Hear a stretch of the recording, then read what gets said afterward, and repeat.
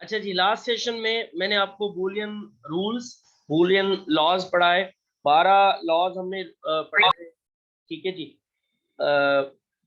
उन 12 लॉज को कोशिश की कि थोड़ा थोड़ा उसका उनका प्रूफ भी आपको देता जाऊं, ताकि थोड़ा कॉन्सेप्ट बनता जाए। इनको आपने इस तरह से याद रखना है, जैसे जनरल मैथमेटिक्स में आपको जैसे टेबल्स याद होते हैं, इस तरह से इन बूलियन बूलियन जो रूल्स हैं ये 12, इनको आपने वैसे याद रखना है। अगर इस तरह से ये आपको याद हो गए तो आगे जितना भी काम हम करेंगे इसमें डिजिटल लॉजिक डिजाइन के कोर्स के अंदर, आपको उसमें प्रॉब्लम नहीं आएगा। तो आज की क्लास जैसे ही खत्म हो तो ये जो 12 रूल्स हैं इसके, इनको रट लो, इनको रट भी लो, समझ भी लो, कॉन्सेप्ट भी बना लो। ठीक है जी। थोड़ा सा कॉन्सेप्ट बनाओगे तो ये खुद ब खुद रट जाएंगे, इतना ज्यादा मुश्किल नहीं है। ठीक है। अच्छा जी, इस सेशन के अंदर we are going to begin something else, and that is De Morgan's laws. अब ये थ्योरम है, डी मॉर्गन के थ्योरम्स हैं दो। इन डी मॉर्गन के थ्योरम्स को हम देख लेते हैं। ये बेसिकली इन्वर्जन के साथ रिलेटेड है। इन जनरल कॉम्प्लीमेंट के साथ ये रिलेटेड है। ठीक है जी। अब कॉम्प्लीमेंट के साथ कनेक्शन है इनका, और साथ में एंड ऑपरेशन और ऑपरेशन इसके साथ आएगा। इन्वर्टेड इनपुट्स और इन्वर्टेड एंड और इन्वर्टेड आर, इस तरह से इनका कॉम्बिनेशन बनेगा। इसकी डी मॉर्गन थ्योरम की एक एक्सप्रेशन ये है, जहां पे हम कह रहे हैं कि x इंटू वाई का होल कॉम्प्लीमेंट बराबर है x का individual complement plus y complement. अब इसका अगर मैं आपको वैसे समझाऊं, कॉम्प्लीमेंट को छोड़ के अगर आप इसको देखें तो ये यहाँ पे एंड गेट है और यहाँ पे ये और गेट है। तो बेसिकली क्या है, एंड और गेट्स का आपस में कन्वर्जन है एक किस्म का। अब कह क्या रहे हैं हम ये कह रहे हैं कि इसको अगर थ्योरेटिकली बोला जाए तो हम कहते हैं कि कॉम्प्लीमेंट ऑफ टू और मोर एंडेड वेरिएबल्स। ये एंडेड वेरिएबल्स हैं, यहाँ पे दो हैं, दो से ज्यादा भी हो सकते हैं, एक्स वाई जी भी हो सकते हैं। एक्स वाई जी क्या है, एंडेड है, एंड हुए हुए हैं, मल्टीप्लीकेशन हुए हुए, इसका मतलब है एंड हुए हुए हैं। तो और उनका कॉम्प्लीमेंट है, तो हम कह रहे हैं कॉम्प्लीमेंट ऑफ टू और मोर एंडेड वेरिएबल्स किसके बराबर है, वो बराबर है इज इक्विवेलेंट टू और, इज इक्विवेलेंट टू और प्लस के बराबर है। किसका प्लस, ये प्लस क्या है, और है, और ये और किसका हो रहा है, इंडिविजुअल कॉम्प्लीमेंट ऑफ वेरिएबल्स का। जो वेरिएबल्स यहाँ पे एंड हुए हुए हैं उनका होल कॉम्प्लीमेंट बराबर है उनके बराबर है और गेट के, मगर जब वही वेरिएबल्स उसके इन्वर्टेड आए हुए हो, इंडिविजुअली इन्वर्ट आए हुए हो। So in a nutshell, what do we say? We say the complement of two or more ended variables is equivalent to the OR of complement of individual variables. Whole complement versus individual complement. अगर आपके पास 4 variable है, उनको whole complement करके उनका and करोगे तो वो बराबर हो जाएगा उनके इंडिविजुअल कॉम्प्लीमेंट्स के और के बराबर। ठीक है। तो अगर X Y Z W X Y Z का होल कॉम्प्लीमेंट है तो ये बराबर हो जाएगा W complement plus Y complement plus X complement plus Y complement plus Z complement. तो जितने भी होल कॉम्प्लीमेंट हुए हैं वो इंडिविजुअल कॉम्प्लीमेंट हो जाएंगे, और होल कॉम्प्लीमेंट में वो एडिशन हुई भी, और इंडिविजुअल कॉम्प्लीमेंट्स में वो होल कॉम्प्लीमेंट में वो मल्टीप्लीकेशन हुआ, इंडिविजुअल कॉम्प्लीमेंट में उनका एडिशन या और ऑपरेशन हो जाएगा। सिमिलरली इसका दूसरा थ्योरम है जो कि इसका इस पहले वाले थ्योरम का उलट है, कि होल कॉम्प्लीमेंट में और ऑपरेशन आ रहा है और इंडिविजुअल ऑपरेशन में इंडिविजुअल कॉम्प्लीमेंट्स में और ऑपरेशन आ रहा है। तो अगर पिछले में हम कह रहे थे कि whole complement of anded of variables, तो यहाँ पे हम कह रहे हैं उसका उलट, कि कॉम्प्लीमेंट ऑफ टू और more odd variables whole complement is equal to the and of complements of individual variables. तो इसको क्योंकि लॉजिक को फिर अल्फाजों में समझना और समझाना थोड़ा सा ट्रिकी होता है, तो इसलिए मैं बार बार इसको कोशिश कर रहा हूँ कि कहीं ना कहीं से इसको आप पकड़ लें। तो ये वेरिएबल्स इसमें दो भी हो सकते हैं, दो से ज्यादा भी हो सकते हैं, जितने भी होंगे उनका होल कॉम्प्लीमेंट होगा और उनका इंडिविजुअल कॉम्प्लीमेंट होगा। अगर होल कॉम्प्लीमेंट एंड ऑपरेशन है तो इंडिविजुअल कॉम्प्लीमेंट्स में और ऑपरेशन होगा, और अगर होल कॉम्प्लीमेंट में और ऑपरेशन है तो इंडिविजुअल में एंड ऑपरेशन होगा। ये जनरल इसके अंदर कनेक्शन है। होपफुली ये थ्योरम आपको समझ में आ गए होंगे।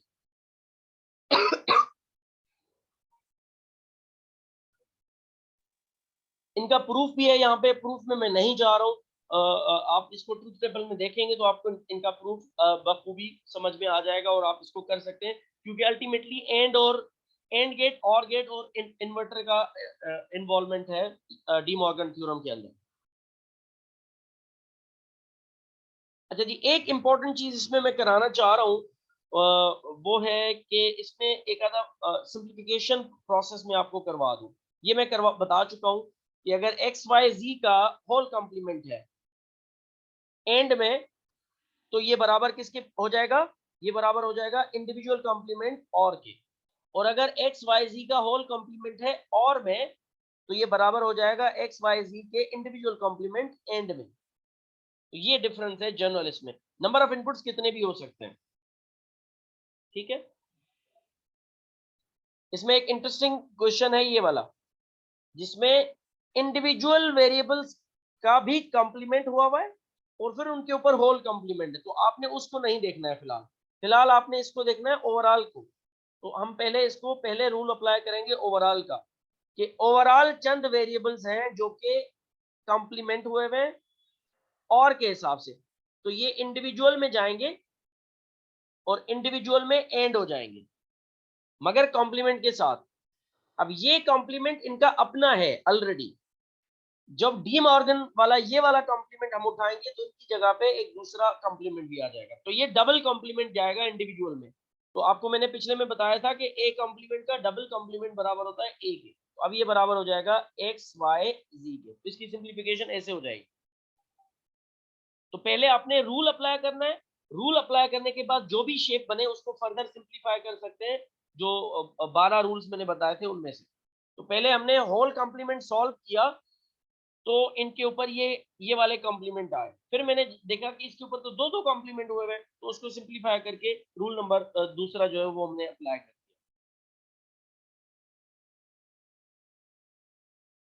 अच्छा जी, इसी तरह से एक और क्वेश्चन है, थोड़ा सा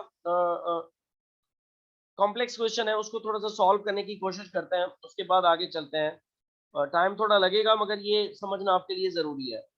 देखें, आपको गिवन है ए प्लस बी और सी कॉम्प्लीमेंट और इसका whole complement, plus D E plus F complement, और ई प्लस एफ पे सिर्फ कॉम्प्लीमेंट है, और इसके बाद इस पूरे के ऊपर कॉम्प्लीमेंट है। तो अब सबसे पहले हम इसको सिंप्लीफाई करने जाएंगे, तो ये जो ऊपर वाला कॉम्प्लीमेंट है इसको सॉल्व करेंगे। अब ऊपर वाला कॉम्प्लीमेंट किसके ऊपर है? इस प्लस के ऊपर है। इस प्लस के इधर एक वेरिएबल है, ये पूरा का पूरा दूसरा वेरिएबल है। तो हम इसको x कंसीडर करेंगे, इसको y कंसीडर करेंगे। तो ये क्या बन जाएगा? ये बन जाएगा a plus B plus C bar whole bar, और इस पूरे के ऊपर दूसरा बार आ जाएगा डी मॉर्गन्स का। ये मल्टीप्लाई हो जाएगा फिर किसके साथ? D E plus F bar whole bar, और इसके पूरे के ऊपर एक कॉम्प्लीमेंट आ गया डी मॉर्गन्स का। तो एक आप इसमें देखेंगे कि इनका अपना है ये वाला, और ये वाला इनका अपना है, वेयर एज ये जो कॉम्प्लीमेंट आया है ये डी मॉर्गन की वजह से आया है, कि इनका हमने क्या किया हुआ था? होल और किया हुआ था। तो इस और को जब हटाया तो ये कॉम्प्लीमेंट आ गया। अब देखें सिंपली ए प्लस बी और सी के ऊपर ये दो कॉम्प्लीमेंट है, तो ये तो स्ट्रेट अवे हट जाएंगे। तो ये तो हो जाएगा सीधा सीधा ए प्लस बी इंटू सी बार, क्योंकि डबल कॉम्प्लीमेंट हट गया। मगर यहाँ पे फिर प्रॉब्लम है, यहाँ पे ये वाला कॉम्प्लीमेंट और ये कॉम्प्लीमेंट पूरे पे नहीं है। नीचे वाला कॉम्प्लीमेंट सिर्फ ई और एफ पे है, ऊपर वाला कॉम्प्लीमेंट दोनों पे है। तो मैं अभी सॉल्व करूंगा इस ऊपर वाले कॉम्प्लीमेंट को, और इस ऊपर वाला कॉम्प्लीमेंट ये किस पे है? ये यहाँ पे एंड ऑपरेशन है उसके ऊपर है, तो एक यहाँ पे x है और e प्लस f जो है वो y है, तो ये वाला जो एंड है ये खत्म हो जाएगा और के अंदर, तो ये होगा d complement plus e plus f complement का कॉम्प्लीमेंट और होल कॉम्प्लीमेंट, तो ये वाला इसका अपना कॉम्प्लीमेंट, ये इसका होल कॉम्प्लीमेंट। ठीक है, तो ये यहीं पे मैं अगर आपको दिखा दूं कि हम किस स्टेप पे पहुंचे थे, हम पहुंचे थे इस स्टेप के ऊपर, यहाँ पे ये वाले स्टेप पे, ये वाले को का होल कॉम्प्लीमेंट हमने सॉल्व कर लिया, डी के ऊपर कॉम्प्लीमेंट आया, इसके ऊपर डबल कॉम्प्लीमेंट आया, ये वाले का डबल कॉम्प्लीमेंट खत्म हो जाएगा, ई प्लस एफ अलग हो जाएगा। ठीक है, तो अब यहाँ पे ये इसके ऊपर देखें आप, कोई भी आपको ओवरऑल कॉम्प्लीमेंट नजर नहीं आएगा इस पूरे में, वो सारे के सारे डी मॉर्गन्स लॉज हमने अप्लाई करके सारे कॉम्प्लीमेंट इसके ऊपर खत्म करा दिए। तो that is how you are going to follow. आपने देखना ये है कि कहाँ पे होल कॉम्प्लीमेंट है, जहां पे पूरा कॉम्प्लीमेंट आपको नजर आए वहां पे आपने देखना है कि वो कॉम्प्लीमेंट एंड का है या और का है। अगर एंड का है तो उसको इंडिविजुअल कॉम्प्लीमेंट्स और में करेंगे, और अगर और का है तो इंडिविजुअल एंड्स में करेंगे। ये बड़ा सिंपल है। अजान हो जाए मैं इसको कंटिन्यू करता हूँ।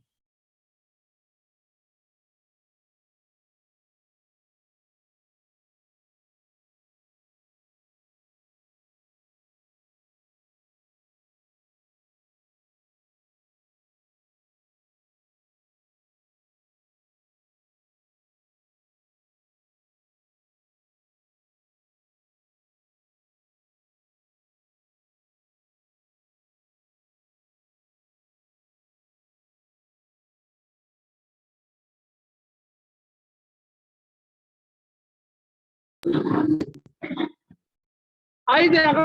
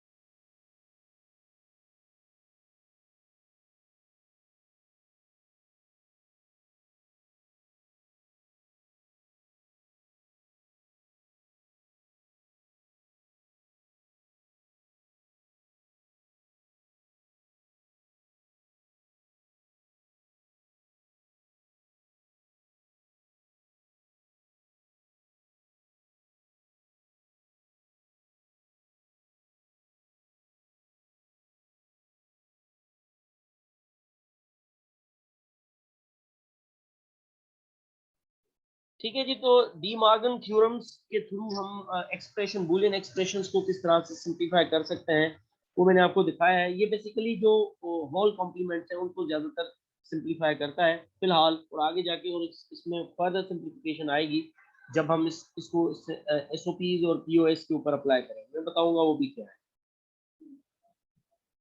अच्छा जी, now we are going to talk about Boolean analysis of logic circuits. Logic circuits के ऊपर अब बूलियन एनालिसिस हम कैसे अप्लाई कर सकते हैं उसकी बात हम करने लगे हैं। ठीक है, अच्छा, अब बूलियन एक्सप्रेशन किसी भी लॉजिक सर्किट के लिए बनाना, इसकी बात हम करने वाले हैं कि हमें अगर कोई लॉजिक सर्किट गिवन है जैसे ये, इसका एक्सप्रेशन कैसे बनाया जाए, this is something that we need to develop and understand. इसके लिए सबसे पहले आपको इन सर्किट्स का डोमेन देखना पड़ेगा। डोमेन का मतलब ये है, कुछ लोगों को ऑलरेडी पता है, जिन्होंने मैथ के कोर्सेज रिसेंटली पढ़े होंगे उनको मैंने बताया था। डोमेन बेसिकली होता है बूलियन अलजेब्रा के अंदर, डोमेन का मतलब है कि एक सर्किट के अंदर या एक एक्सप्रेशन के अंदर टोटल नंबर ऑफ वेरिएबल्स कितने हैं, total number of distinct variables. For example अगर एक एक्सप्रेशन है ए बी, एक एक्सप्रेशन है ए प्लस बी प्लस सी, दूसरा है x Y Z, W X Y जी, तो अब इसका डोमेन है 2 वेरिएबल्स ए और बी, इसका डोमेन है 3 वेरिएबल्स ए बी सी, और इसका डोमेन है 4 वेरिएबल्स डब्ल्यू एक्स वाई जी। जैसे मैंने कल बताया था नंबर ऑफ इनपुट्स, तो यहाँ पे 4 नंबर ऑफ इनपुट्स है, यहाँ पे 3 है, यहाँ पे 2 है, मगर ये डिस्टिंक्ट होना चाहिए। जब ये डिस्टिंक्ट होंगे तो हम इनको कहेंगे कि ये डोमेन है, ठीक है। अच्छा जी, अब ये जो सर्किट गिवन है इसमें आपने इसका एक्सप्रेशन बनाना है। एक्सप्रेशन बनाने के लिए आपने देखना है कि इसके अंदर लॉजिक गेट्स कौन से यूज हुए हैं। जो लॉजिक गेट है उसका अलग से बूलियन एक्सप्रेशन में बता चुका हूं, अब उनको कंबाइन करना पड़ेगा सिर्फ। तो देखें, पहले इसको यहाँ पे देख लेते हैं। एंड गेट है, क्या एंड हो रहा है, सी और डी एंड हो रहा है, तो हमने कर दिया सी डी। फिर दूसरा ये वाला और गेट है, क्या और हो रहा है इसके अंदर, सी और डी, इसके साथ साथ और हो रहा है, बी के साथ और हो रहा है, तो हम लिखेंगे बी प्लस सी डी। तो यहाँ पे प्लस आया और की वजह से, यहाँ सी और डी के दरमियान मल्टीप्लिकेशन आया एंड की वजह से। फिर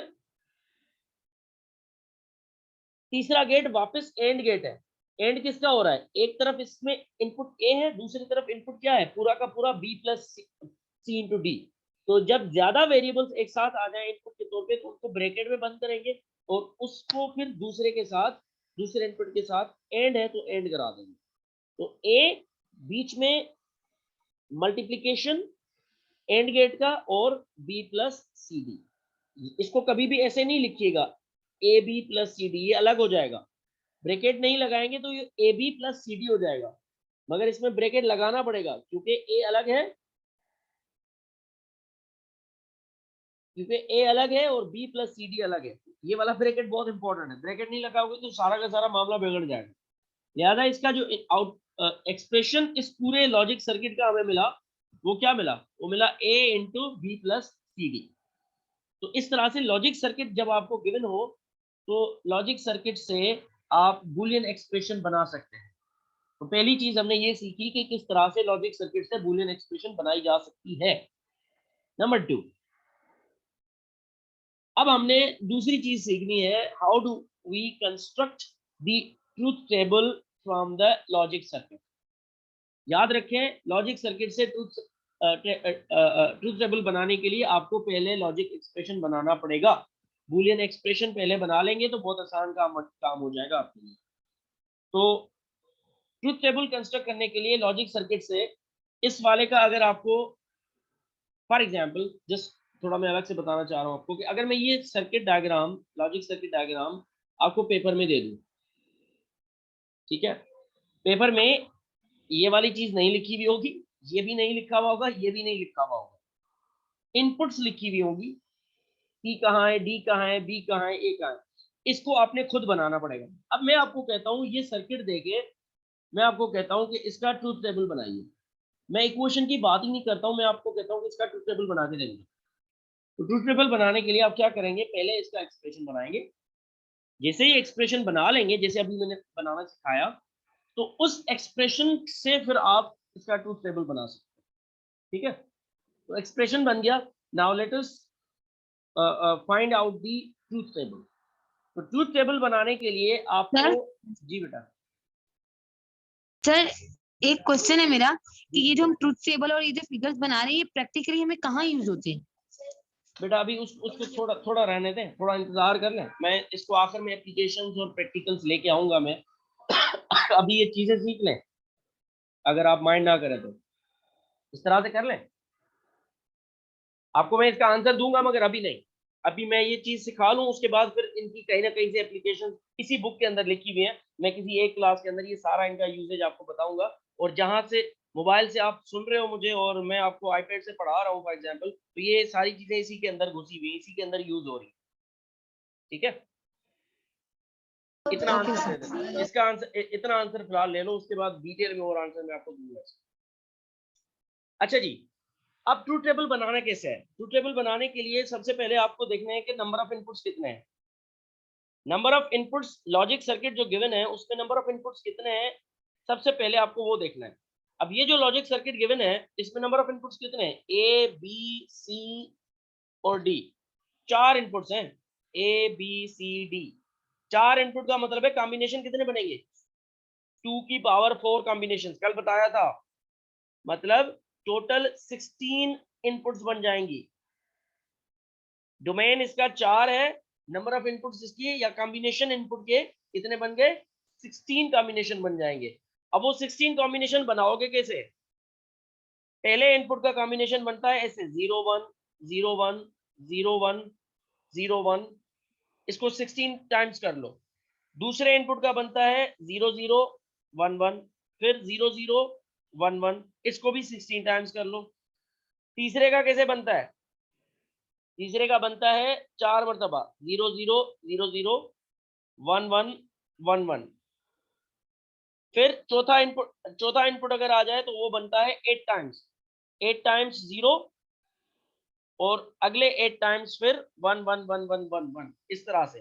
तो सबसे पहले तो ट्रूथ टेबल बनाने के लिए आपको ये नंबर ऑफ इनपुट्स बनाने आने चाहिए। जैसे यहाँ पे ये बने हुए हैं, देखें ये 4 कॉम्बिनेशन ऐसे बन गए, 0 1 0 1 0 1 0 1 0 1, कितनी मरतबा किया? 16 मरतबा कर लिया।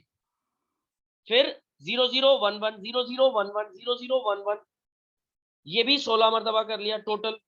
मतलब यहां से गिनेंगे ना अगर हम, तो ये 16 टाइम होगा। This is first and last one इसमें आएगा 16, ठीक है। और ये फिर 4 मरतबा 0, 4 मरतबा 1, फिर 4 मरतबा 0, फिर 4 मरतबा 1, इसमें 8 मरतबा 0 और 8 मरतबा 1। इनके आगे अगर आप लिखेंगे इनका डेसिमल कोड, तो डेसिमल कोड ऐसे बनेगा इनका 0 1 2 3 4 5 6 7 8 9 10 अप टू 15। मतलब ये पहला 0 है, 0 का कोड होगा, आखिरी का क्या होगा? 15। तो ये 0 से 15 तक डेसिमल नंबर्स लिखे हुए 4 बिट के अंदर। मतलब 0 का कोड लिखा हुआ है 0 0 0 4 मरतबा, फिर 1 का लिखा हुआ है 0 0 0 1 ये वाला, फिर 2 का लिखा हुआ है 0 0 1 0। इसी तरह से 9 का लिखा हुआ है 1 0 0 1, कहाँ लिखा हुआ है? ये वाला, ठीक है। ये 10, ये 11, ये 12, 13, 14 और ये 15, ये बाइनरी कोड्स लिखे हुए हैं। चारों को पैरेलल देखोगे तो ऐसे होगा, रोज में देखोगे तो आपको ये 0 से 15 तक, वर्टिकली बनाओगे तो रेंडम रिपीटेशन है 0 1 0 1 0 0 और 4 मरतबा 0 और 8 मरतबा 0 के हिसाब से। अगर 5 इनपुट्स होते तो अगला इनपुट क्या होता? 16 टाइम्स 0 आ जाता, फिर 16 टाइम्स आपको इसके अंदर नजर आता 1। इस तरह से इनपुट्स वेरी करती है। तो ट्रुथ टेबल बनाने के लिए सबसे पहले मैंने आपको सिखाया कि नंबर ऑफ इनपुट्स की कॉम्बिनेशन कैसे बनाओगे। Once you are done with that, ये काम जब हो गया कि हमने देख लिया कि 4 इनपुट्स हैं, 16 पॉसिबल कॉम्बिनेशंस बनेंगे और उन 16 पॉसिबल कॉम्बिनेशंस की वैल्यूज कैसे लिखी जाएंगी, ये सारी चीजें आपने सीख ली। होपफुली आपको समझ भी आ गई। अब हमने देखना है जो हमें एक्सप्रेशन गिवन है, जो बूलियन एक्सप्रेशन हमने बनाई, that is a multiplied by b plus C D. इस एक्सप्रेशन को अब हमने फोकस करना है और इस एक्सप्रेशन के अंदर हमने ये फोकस करना है कि किस जगह पे इसकी वैल्यू 1 होगी।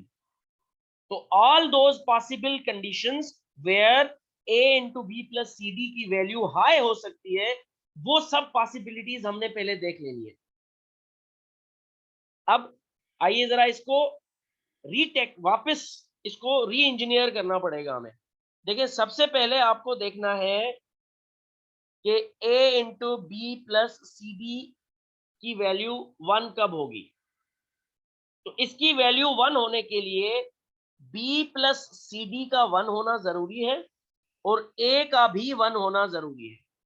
मतलब यह है कि ऐसी वैल्यू जहां पे a का 1 होना मस्ट है और b plus C D whole b plus C D का भी 1 होना मस्ट है, तो ये पूरे की पूरी का वैल्यू 1 हो जाएगा। क्यों? क्योंकि b प्लस सी डी और a का एंड गेट है, तो दोनों का 1 होना मस्ट हो गया।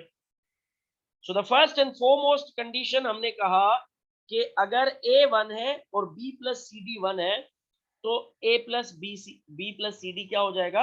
हाई हो जाएगा। यहां तक क्लियर है?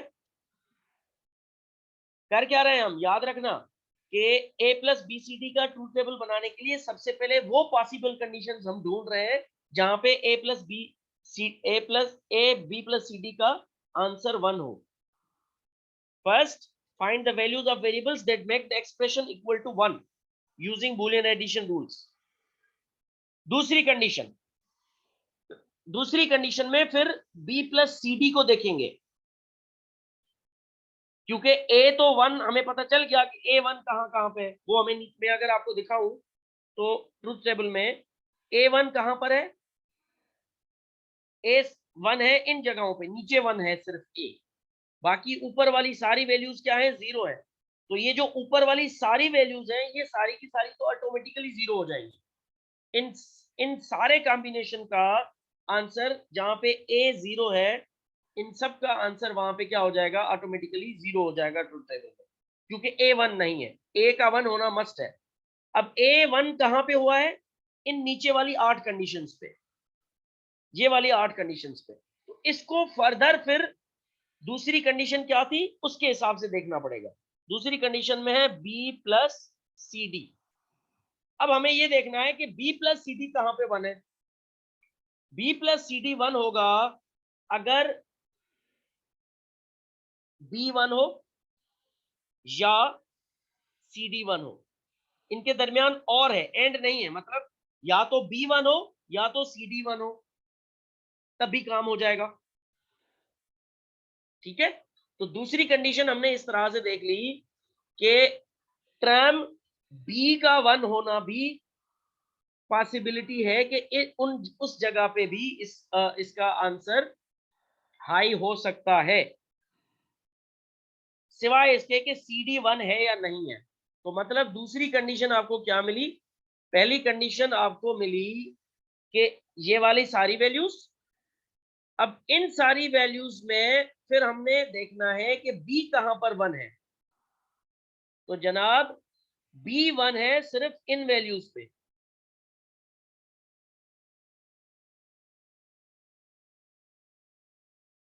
b वैल्यू 1 है इस जगह पे और 0 है यहां पे, क्योंकि अगर b 1 है तब भी 1 हो सकता है और अगर b 0 है तब भी हो सकता है, वो फिर डिपेंड करेगा c और d पे.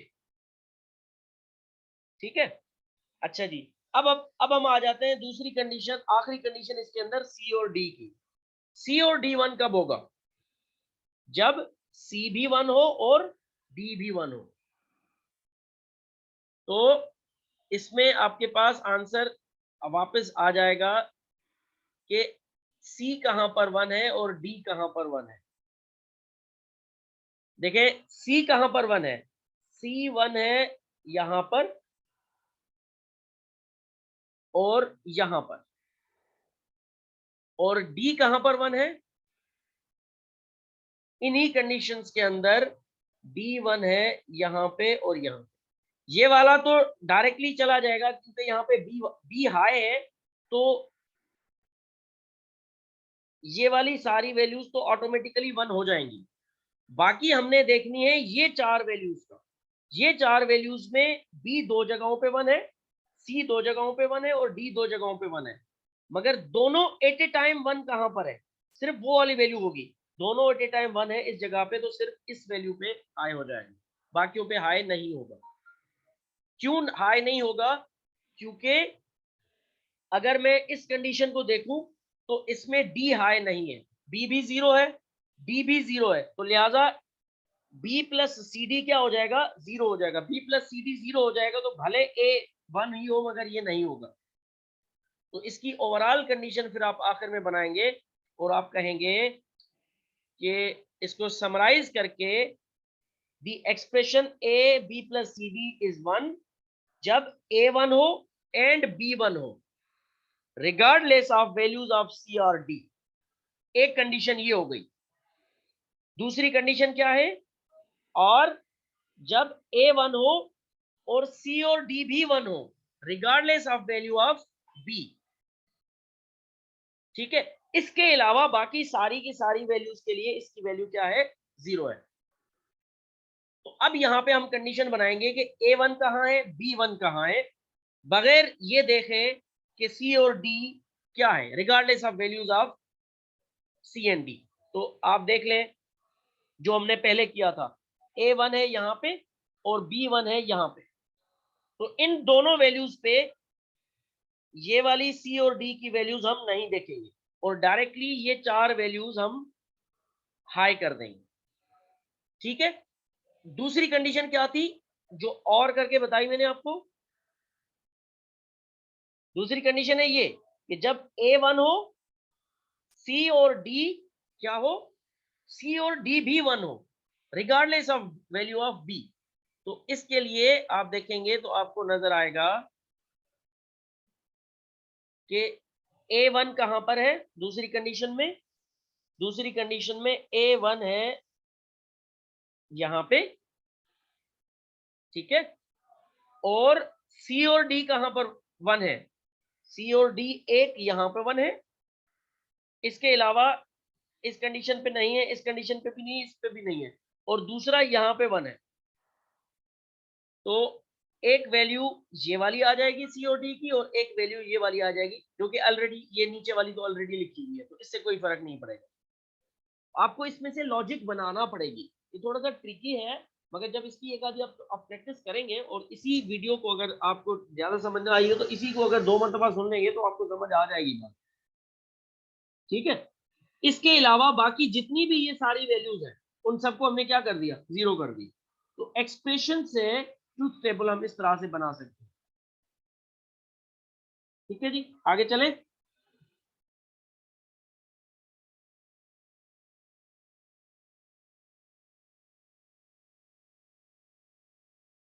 अच्छा जी, अब लॉजिक सिंप्लीफिकेशन में जरा जल्दी से बता दूं, बूलियन अलजेब्रा के थ्रू लॉजिक सिंप्लीफिकेशन की बात कर रहे हैं। अब लॉजिक सिंप्लीफिकेशन से क्या मतलब है?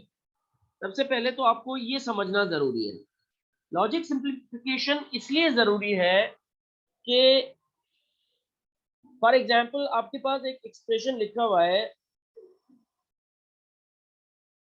आपके पास ये सर्किट गिवन है, ठीक है जी। ये सर्किट आपको कहा जा रहा है कि किसी माइक्रो प्रोसेसर की चिप के ऊपर बनाइए। तो इसके लिए आपको देखें कितने गेट्स बनाने पड़ रहे हैं, 5 गेट बनाने पड़ रहे हैं, 3 एंड गेट और 2 इसके इसके अंदर और गेट यूज हो रहे हैं। तो टोटल 5 गेट इसके अंदर यूज हो रहे हैं। अब देखें, याद रखें कि जितने ज्यादा गेट्स यूज होते हैं इसका मतलब है उतने ज्यादा ट्रांजिस्टर्स का इस्तेमाल, और जितने ज्यादा ट्रांजिस्टर्स का इस्तेमाल होता है उतनी ज्यादा पावर कंजप्शन होती है, और साथ में जो स्पीड है इन डिवाइसेस की वो भी वो स्पीड्स की उनकी क्या हो जाती है, स्लो हो जाती है। याद रखें हिफ्जा, आपने सवाल पूछा कि ये लॉजिक डायग्राम्स हमें मिलते कहाँ हैं, तो ये लॉजिक डायग्राम्स बेसिकली इंप्लीमेंट हुए हुए होते हैं आपके कंप्यूटर्स, आपके मोबाइल फोन्स और जितने भी इलेक्ट्रॉनिक डिवाइसेस हैं उनके अंदर। और ये लॉजिक बेसिकली एक ऑपरेशन को रिप्रेजेंट करता है। वो ऑपरेशन परफॉर्म कहाँ कैसे हो रहा होता है, ट्रांजिस्टर के थ्रू हो रहा होता है। तो अगर ये एंड ऑपरेशन है या और ऑपरेशन है तो इसको परफॉर्म कर रहा होता है पीछे ट्रांजिस्टर। ठीक है। तो यूं समझ लें कि एक ट्रांजिस्टर को यूज करते हुए मैं नॉट गेट बना सकता हूँ, 2 ट्रांजिस्टर्स को यूज करते हुए फॉर एग्जाम्पल मैं और गेट बना सकता हूँ। ठीक है। तो इसका मतलब यह है कि अगर मुझे एक circuit diagram, logic diagram given है जिसमें 5 गेट्स यूज हो रहे हैं, तो इसका मतलब है मुझे नंबर ऑफ ट्रांजिस्टर्स बढ़ जाएंगे। अब नंबर ऑफ ट्रांजिस्टर्स बढ़ने से नुकसान क्या होगा, जितने ज्यादा ट्रांजिस्टर होंगे उतनी ज्यादा पावर खींचेंगे मेरे बैटरी से, तो फिर इसीलिए फिर हम चिल्लाएंगे कि हमारा मोबाइल फोन जो है वो जल्दी से उसकी बैटरी डाउन हो जाती है।